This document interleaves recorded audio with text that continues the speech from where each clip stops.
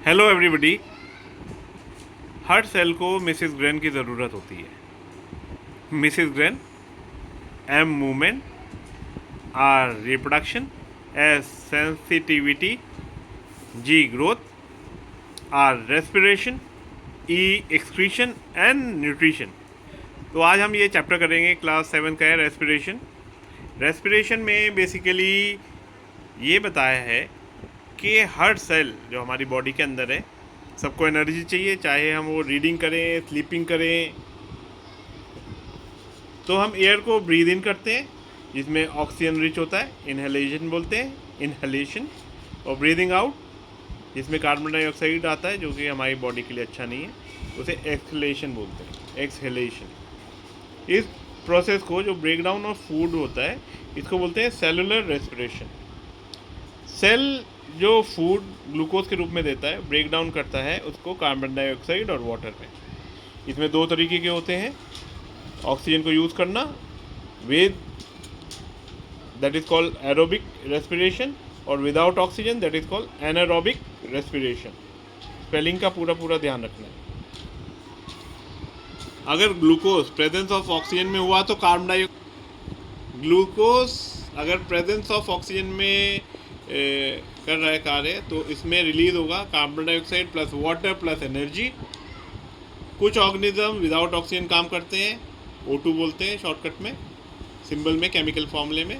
Example yeast, इनको anaerobes बोलते हैं। Glucose in the absence of oxygen ये प्रोड्यूस करते हैं alcohol plus carbon dioxide plus energy.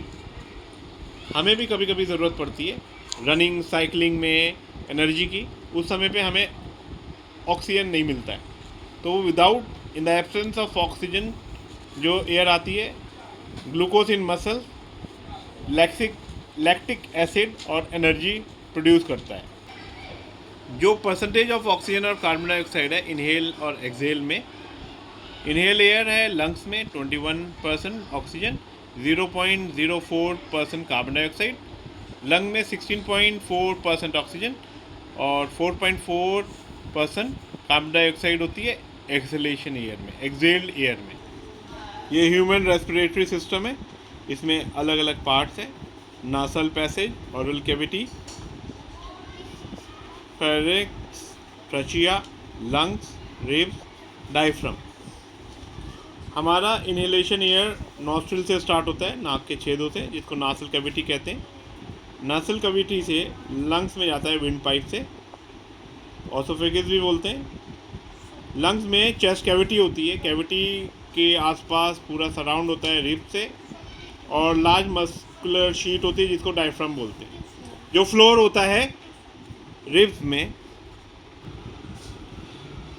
अब हम इनहेलेशन करते हैं तो रिब मूव अपन आउटवर्ड होती है, डायफ्राम मूव्स करता है। मूवमेंट धीरे धीरे चेस्ट कैविटी को बढ़ाती है।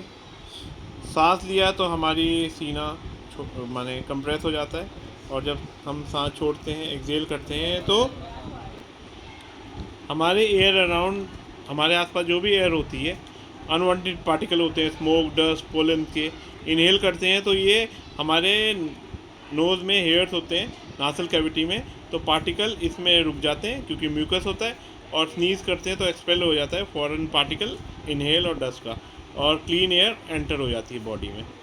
तो ये बहुत ही अच्छा पोर्शन है समझने का, और हमें कोशिश करनी चाहिए कि हम ऐसे एनवायरनमेंट में रहें, पेड़ पौधे जहाँ हो, और पेड़ तो लगाने चाहिए। तो this is the end of the video. Thank you, like and subscribe please.